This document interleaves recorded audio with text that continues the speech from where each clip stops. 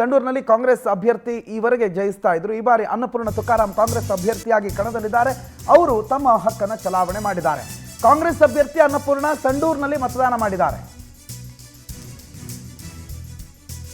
ತಮ್ಮ ಪತಿ ಈವರೆಗೆ ಸ್ಪರ್ಧಿಸಿ ಗೆಲ್ತಾ ಇದ್ದಂಥ ಕ್ಷೇತ್ರ ಸಂಡೂರು ಮತಕ್ಷೇತ್ರದಲ್ಲಿ ಈ ಬಾರಿ ಪತ್ನಿ ತಮ್ಮ ಪತಿ ಜೊತೆಗೆ ಬಂದು ಮತ ಚಲಾವಣೆ ಮಾಡಿದ್ದಾರೆ. ಸಂಸದ ಇ ತುಕಾರಾಂ ಕೂಡ ತಮ್ಮ ಪತ್ನಿ ಜೊತೆಗೆ ಬಂದರು ಮತದಾನಕ್ಕೆ. ಪತ್ನಿಯ ಜೊತೆಗೆ ಒಟ್ಟಾಗಿ ಬಂದು ಇ ತುಕಾರಾಂ ಮತದಾನ ಮಾಡಿದ್ರು. ಮತಗಟ್ಟೆ ಸಂಖ್ಯೆ 67ರಲ್ಲಿ ಕುಟುಂಬ ಸಮೇತರಾಗಿ ಇ ತುಕಾರಾಂ ಮತದಾನವನ್ನು ಮಾಡ್ತಿದ್ದಾರೆ. ಹಕ್ಕು ಚಲಾಯಿಸಿ ಆಶೀರ್ವಾದ ಮಾಡಿ ಅಂತ ಹೇಳಿ ಅನ್ನಪೂರ್ಣ ಮನವಿಯನ್ನು ಕೂಡ ಮಾಡಿಕೊಂಡಿದ್ದಾರೆ. ಆಗಮಿಸಿರುವಂಥ ದೃಶ್ಯವನ್ನು ನೋಡ್ತಾ ಇದ್ದಾರೆ. ಇದು ಸಂಡೂರಿನ ಮತಗಟ್ಟೆ ಸಂಖ್ಯೆ 67ರ ದೃಶ್ಯ. ಸಂಸದ ಇ ತುಕಾರಾಂ ಮತ್ತು ಅವರ ಪತ್ನಿ ಕಾಂಗ್ರೆಸ್ನ ಅಭ್ಯರ್ಥಿ ಅನ್ನಪೂರ್ಣ ತುಕಾರಾಂ ಮತ ಚಲಾವಣೆಗೆ ಆಗಮಿಸಿರುವ ದೃಶ್ಯವನ್ನು ಗಮನಿಸ್ತಾ ಇದ್ದಾರೆ.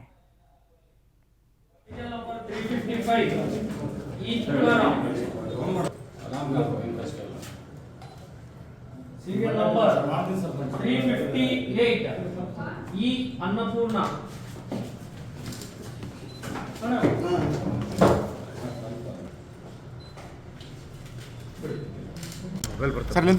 ಸರ್ ಒಂದೇ ನಿಮಿಷ.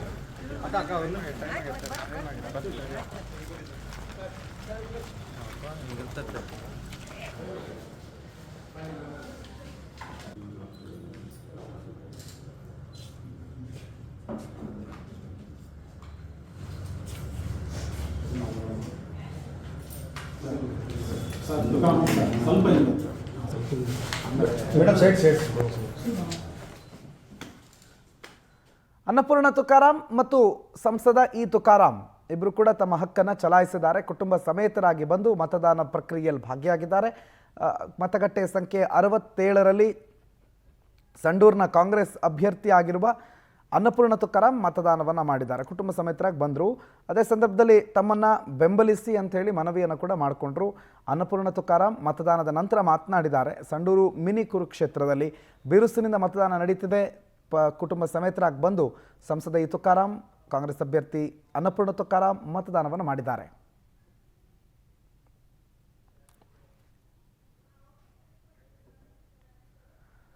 ಅನ್ನಪೂರ್ಣ ಅವ್ರಿಗೆ ಬಹಳ ಮಹತ್ವದ ಕ್ಷೇತ್ರ ಇದು. ಈ ಕ್ಷೇತ್ರವನ್ನು ಗೆಲ್ಲಲೇಬೇಕಾಗಿರುವಂಥ ಒಂದು ಬಹಳ ಮಹತ್ವದ ಕ್ಷೇತ್ರ. ಇನ್ನು ವೀರೇಶ್ ಕರೂರು ಸಂಸದ ತುಕಾರಾಂ ಅವರನ್ನು ಮತ್ತು ಅನ್ನಪೂರ್ಣ ತುಕಾರಾಂ ಅವರನ್ನು ಮಾತಾಡಿಸಿದ್ದಾರೆ. ಏನನ್ನಿದ್ದಾರೆ ಬನ್ನಿ ನೋಡೋಣ. ಮಾತಾಡಿಸ್ತಾರೆ, ಬನ್ನಿ ನೋಡೋಣ.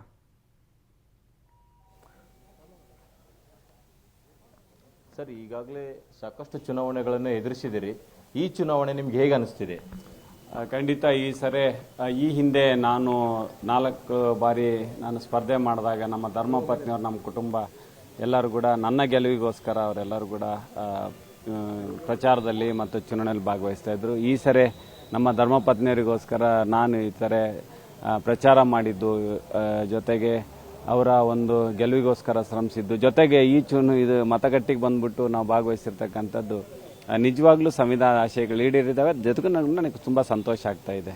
ಈ ಒಂದು ಸಂಡೂರು ಕ್ಷೇತ್ರದ ಜನರಿಗೆ ತಾವು ಮತದಾನದ ಬಗ್ಗೆ ಏನಾದರೂ ಜಾಗೃತಿಯ ಮಾತು ಹೇಳೋದಾದ್ರೆ ಏನು ಹೇಳಕ್ಕಿಷ್ಟ? ಖಂಡಿತವಾಗ್ಲೂ ಇವತ್ತು ಈ ಹಿಂದೆ ನಮ್ಮ ಹಿರಿಯರು ಕೂಡ ನಮಗೆಲ್ಲ ಈ ಥರ ಹೇಳ್ತಾ ಇದ್ರು, ನೀವು ಮತದಾನದಲ್ಲಿ ಭಾಗವಹಿಸಬೇಕು, ಒಂದು ದೇಶ ಕಟ್ಟಬೇಕು, ಒಂದು ರಾಜ್ಯ ಕಟ್ಟಬೇಕು, ಹಳ್ಳಿ ಕಟ್ಟಬೇಕು, ಒಂದು ತಾಲೂಕು ಕಟ್ಟಬೇಕು ಅಂತೆಲ್ಲ ನಮಗೆ ಆದರು. ಅದರಿಂದಾಗಿ ಆ ಒಂದು ಇನ್ಸ್ಪೈರ್ಲಿಂದ ನಾನು ರಾಜಕಾರಣಕ್ಕೆ ಬಂದೆ. ಇವತ್ತು ನಾವು MP ಆಗಿ ಇವತ್ತು ಆಡಳಿತ ಮಾಡಲಿಕ್ಕೆ MLA ಆಗಿ MP ಆಗಿ ನಿಂದಿರ್ಲಿಕ್ಕೆ ಸಾಧ್ಯ ಆಯಿತು. ನಾನು ಅದೇ ಥರ ಯುವಕರಲ್ಲಿ ಕೂಡ ನಾವು ಮನವಿ ಮಾಡ್ತೇವೆ, ಸಂವಿಧಾನ ಆಶಯಗಳನ್ನು ಎಲ್ಲರೂ ಈಡೇರಿಸಬೇಕು. ತಾವು ಮತಗಟ್ಟೆಗೆ ಬಂದು ಮತದಾನ ಮಾಡಬೇಕು. ಒಳ್ಳೆಯ ಅಭ್ಯರ್ಥಿನ, ಪ್ರಗತಿಪರ ಮತ್ತು ಭವಿಷ್ಯದ ಅಭ್ಯರ್ಥಿಯನ್ನು ತಾವು ಆಯ್ಕೆ ಮಾಡಬೇಕು. ಆಯ್ಕೆ ಮಾಡಿ ಉಜ್ವಲ ಭವಿಷ್ಯವನ್ನು ರೂಪಿಸ್ಕೊಳ್ಳಲಿಕ್ಕೆ ತಾವೆಲ್ಲರೂ ಕೂಡ ಒಂದು ತೀರ್ಮಾನ ಮಾಡಬೇಕು ಅಂತೇಳಿ ಮನವಿ ಮಾಡ್ತಾ ಇದ್ದೀನಿ. ಈ ಒಂದು ಕಾಂಗ್ರೆಸ್ ಭದ್ರಕೋಟೆ ಈ ಚುನಾವಣೆಯಲ್ಲೂ ಸಹ ಹಾಗೆ ಮುಂದುವರಿಯುತ್ತಾ? ಖಂಡಿತ ಇಲ್ಲಿ ನಮ್ಮ ಸಂಡೂರಿನ ಜನ ಎಲ್ಲ ಪ್ರಜೆಗಳೆಲ್ಲರೂ ಕೂಡ ಬಹಳ ಪ್ರಜ್ಞಾವಂತ ಇತಿಹಾಸ ಇದೆ, ಪ್ರಜ್ಞಾವಂತ ಜನ ಇದ್ದಾರೆ. ಸ್ವಾತಂತ್ರ್ಯ ದಿನಗಳಿಂದ ಇಲ್ಲೇ ಮಠ ಎಲ್ಲರೂ ಕೂಡ ಎಲ್ಲ ಚುನಾವಣೆಯಲ್ಲೂ ಕೂಡ ಇವತ್ತು ಆ ಒಂದು ಲೆಗಸಿಯನ್ನು ಮುಂದುವರ್ಸ್ಕೊಂಡು ಬಂದಿದ್ದಾರೆ. ಈ ಚುನಾವಣೆಗಳ 100ಕ್ಕೆ 200% ಅವರ ಭವಿಷ್ಯವನ್ನು ಅವರೇ ರೂಪಿಸ್ತಾರೆ. ಅವ್ರು ಹೇಳ್ತಾರೆ, ನೀನು MP ಅಲ್ಲ, ನಾವು MLA ಅಲ್ಲ, ನಾವು MP, ನಾವು MLA, ನಾವು ನಮ್ಮ ಹಕ್ಕನ್ನು ನಾವು ಪಡ್ಕೊಂತೀವಿ ಅಂತಂತೇಳಿ ಖಂಡಿತ ಆ ಒಂದು ಕಾಂಗ್ರೆಸ್ನ ಭದ್ರಕೋಟೆ 200% ಉಳಿಸ್ತಾರೆ. ಪತ್ನಿಯವರು ಮತ್ತು ಕಾಂಗ್ರೆಸ್ ಅಭ್ಯರ್ಥಿಯವರಾಗಿರ್ತಕ್ಕಂಥ ಅನ್ನಪೂರ್ಣ ಅವರ ಬಗ್ಗೆ ಈ ಚುನಾವಣೆಯಲ್ಲಿ ತಾವು ಹೇಳೋದಾದ್ರೆ? ತುಂಬ ಖುಷಿ ಆಗ್ತಾ ಇದೆ. ಇವತ್ತು ನಾವು ಈ ಮತಗಟ್ಟೆಗೆ ಬಂದು ಮಕ್ಕಳ ಸಮೇತವಾಗಿ ನಾವಿಬ್ಬರು ಗಂಡ ಹೆಂಡತಿ ಇಬ್ಬರು ಬಂದು ಮಾಡಿರ್ತಕ್ಕಂಥದ್ದು ಮುಂದಿನ ಒಂದು ಪೀಳಿಗೆಗೆ ಇದೇ ಥರ ಎಲ್ಲರೂ ಕೂಡ ಒಂದು ದೇಶ ಕಟ್ಟಂಥದ್ದು, ಒಂದು ನಾಡು ಕಟ್ಟಂಥದ್ರಲ್ಲಿ ಆಗಬೇಕು ಅಂತಂತ ಹೇಳಲಿಕ್ಕೆ ಇಷ್ಟಪಡ್ತಾ ಇದ್ದೀನಿ. ಒಂದು ವೇಳೆ ಅನ್ನಪೂರ್ಣ ಅವರ ಗೆಲುವು ಆಯಿತು ಅಂದರೆ ಈ ಒಂದು ಅಭಿವೃದ್ಧಿಯ ಪರ್ವ ಮತ್ತಷ್ಟು ಮುಂದೆ ಸಾಗುತ್ತಂತೆ. ಖಂಡಿತ ಜೋಡೆತ್ತುಗಳಾಗಿ ಪ್ರಾಮಾಣಿಕವಾಗಿ ಒಂದು ನಾಡಿನ ಒಂದು ಭವಿಷ್ಯಕ್ಕೋಸ್ಕರ, ತಾಲೂಕಿನ ಒಂದು ಭವಿಷ್ಯಕ್ಕೋಸ್ಕರ ಖಂಡಿತವಾಗ್ಲೂ ಜೋಡೆತ್ತಾಗಿ ನಾವು ಕೆಲಸವನ್ನು ಮಾಡ್ತೇವೆ. ಇವತ್ತೇನು ಕೆಲವೊಂದು ಇನ್ನು ಕೌಶಲ್ಯ ಅಭಿವೃದ್ಧಿ ಕಾರ್ಯಕ್ರಮಗಳು, ಆರೋಗ್ಯ ಕಾರ್ಯಕ್ರಮಗಳು, ಸ್ವಲ್ಪ ಇನ್ನೂ ಮೂಲಭೂತ ಸೌಕರ್ಯ ಮೇಜರ್ ಏನಿಲ್ಲ. ಡ್ರಿಂಕಿಂಗ್ ವಾಟರ್ ಮುಗಿದಿದೆ, ಕರೆಂಟ್ ಮುಗಿದಿದೆ, ರಸ್ತೆ ಮುಗಿದಿದೆ, ಬಸ್ಸು ಮುಗಿದಿದೆ, ಜೊತೆಗೆ ಹೌಸಿಂಗ್ ಪ್ರಾಜೆಕ್ಟ್ಸ್ ತಗೋಬೇಕಾಗಿದೆ. ಸ್ವಲ್ಪ ಇದ್ದಾವೆ. ಅದನ್ನು ಮುಂದರಿಸಿ ಒಟ್ಟ ಮುಂದಿನ 30 ವರ್ಷಕ್ಕೆ ಸಂಡೂರು ಯಾವ ಥರ ಮಾಡಬೇಕು ಅದನ್ನು ಖಂಡಿತವಾಗ್ಲೂ ನಾವು ಮಾಡ್ತೇವೆ. ಈಗ ಚುನಾವಣೆ ದಿನಾಂಕ ಗೊತ್ತುಪಡಿಸಿದಿಂದಲೂ ಪ್ರಚಾರ ಕಾರ್ಯದಲ್ಲಿ ಪಾಲ್ಗೊಂಡಿದ್ರಿ. ಸಾಕಷ್ಟು ಜನ ರಾಜ್ಯ ನಾಯಕರು ಮತ್ತು ಜಿಲ್ಲಾ ನಾಯಕರು, ಸಂತೋಷ್ ಲಾಡ್ ಅವರೆಲ್ಲ, ಸಂತೋಷ್ ಲಾಡ್ ಅವರು ಹಾಗೂ ಜಿಲ್ಲಾ ನಾಯಕರು, ರಾಜ್ಯ ನಾಯಕರೆಲ್ಲ ಬಂದು ಈ ಒಂದು ಪ್ರಚಾರ ಕಾರ್ಯದಲ್ಲಿ ಕೈಗೊಂಡಿದ್ರು. ಅವ್ರ ಬಗ್ಗೆ ತಾವೇನು ಹೇಳಕ್ಕೆ ಇಷ್ಟಪಡ್ತೀವಿ?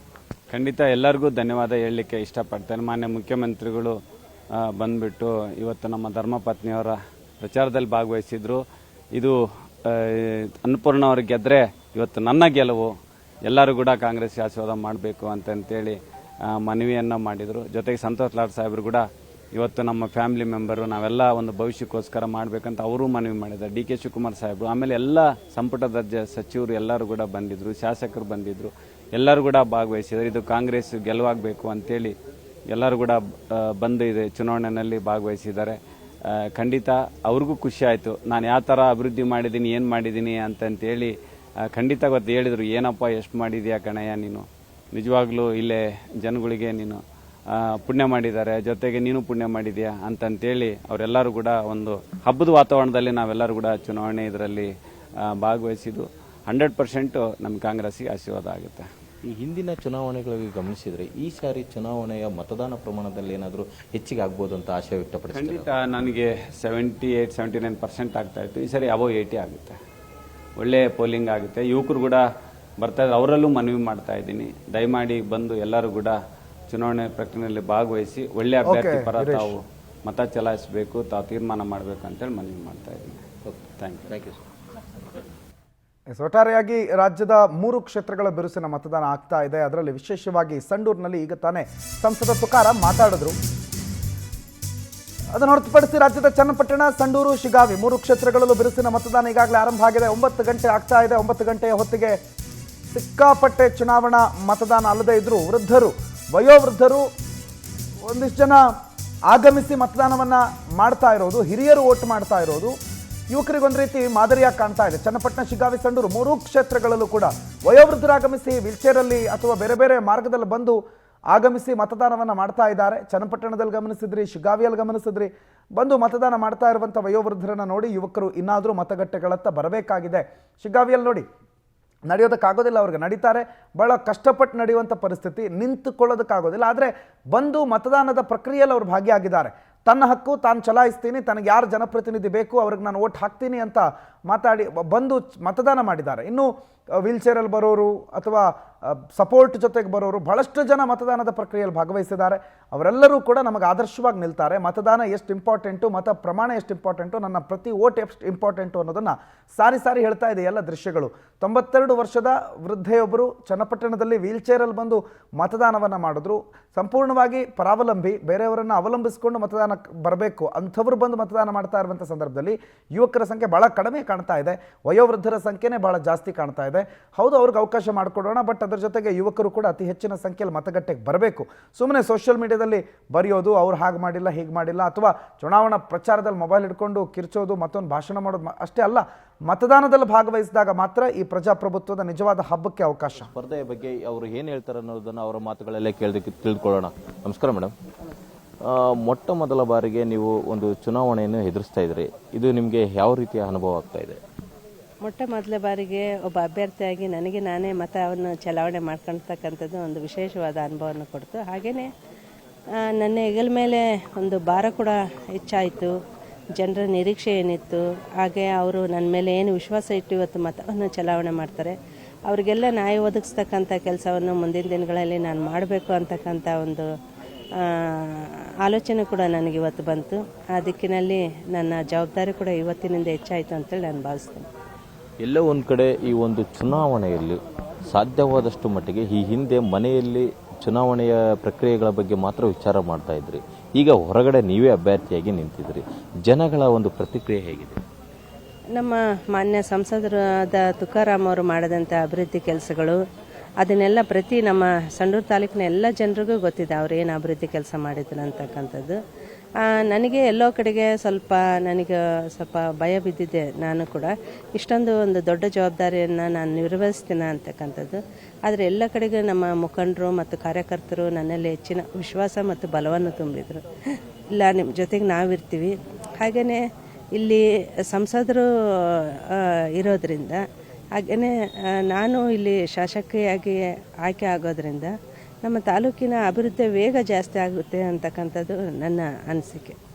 ಈಗ ಪತಿ ಹಾಗೂ ಸಂಸದರಾಗಿರ್ತಕ್ಕಂಥ ತುಕಾರಾಮ್ ಅವರು ಈಗ ಆಲ್ರೆಡಿ ಸಂಸದರಿದ್ದಾರೆ. ನೀವು ಒಂದು ವೇಳೆ MLA ಆದರೆ ಎಲ್ಲೋ ಒಂದು ಕಡೆ ಜೋಡೆತ್ತುಗಳಿಂದ ಸಾರ್ವಜನಿಕರು ಏನು ಮತ್ತೆ ನಿರೀಕ್ಷೆ ಮಾಡ್ಬೋದು? ನಮ್ಮ ತಾಲೂಕಿನ ಈಗ ಅವರು ಈಗ ಸಂಸದರಾಗಿರೋದ್ರಿಂದ ಕೇಂದ್ರ ಸರ್ಕಾರದ ಅನುದಾನವನ್ನು ಬಳಸಿಕೊಂಡು, ಹಾಗೆಯೇ ನಮ್ಮ ರಾಜ್ಯ ಸರ್ಕಾರದಿಂದ ಸಿಗ್ತಕ್ಕಂಥ ಅನುದಾನವನ್ನು ಬಳಸಿಕೊಂಡು ನಮ್ಮ ತಾಲೂಕಿನ ಒಂದು ಅಭಿವೃದ್ಧಿ ವೇಗ ಜಾಸ್ತಿ ಆಗುತ್ತೆ ಅಂತೇಳಿ ಈ ಸಂದರ್ಭದಲ್ಲಿ ಹೇಳಕ್ಕೆ ಬಯಸ್ತೀನಿ. ಹಾಗೆಯೇ ನಾವಿಬ್ಬರು ಅತ್ಯಂತ ಪ್ರಾಮಾಣಿಕವಾಗಿ ನಮ್ಮ ಮೇಲೆ ನಂಬಿಕೆ ಇಟ್ಟು ಇವತ್ತೇನು ಜನ ನಮಗೆ ಆಶೀರ್ವಾದ ಮಾಡ್ತಾರೆ, ಆ ಒಂದು ನಂಬಿಕೆಗೆ ತಕ್ಕನಾಗಿ ಮುಂದಿನ ದಿನಗಳಲ್ಲಿ ನಾವಿಬ್ಬರು ಸೇರಿ ಈ ತಾಲೂಕಿನ ಜನರ ಸೇವೆ ಮಾಡ್ತೀವಿ ಅಂತೇಳಿ ಹೇಳಕ್ಕೆ ಬಯಸ್ತೀವಿ.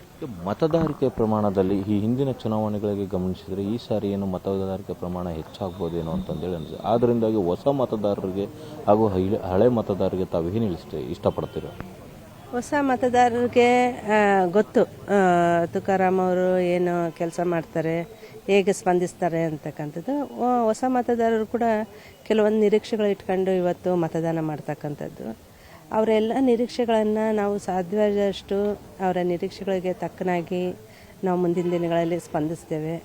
ಹಾಗೆಯೇ ಇವತ್ತು ಯುವಜನಾಂಗ ಏನಿದೆ ಅವರಿಗೆ ಅತ್ಯಂತ ನಿರಾಶರಾಗಿದ್ದಾರೆ. ಯುವಜನಾಂಗ ಅವರು ಕೂಡ ಯಾವುದೇ ನಿರಾಶೆಯನ್ನು ತಾವು ಹೊಂದದೆ ಇವತ್ತೇನು ನಮಗೆ ಈ ಪ್ರಜಾಪ್ರಭುತ್ವದ ಹಬ್ಬದಲ್ಲಿ ತಾವು ಕೂಡ ನಿರ್ಣಾಯಕ ಪಾತ್ರವನ್ನು ವಹಿಸಬೇಕು. ಯಾಕಂದರೆ ಇವತ್ತಿನ ಯುವ ಮತದಾರರು ನಮ್ಮ ದೇಶದ ಶಕ್ತಿ.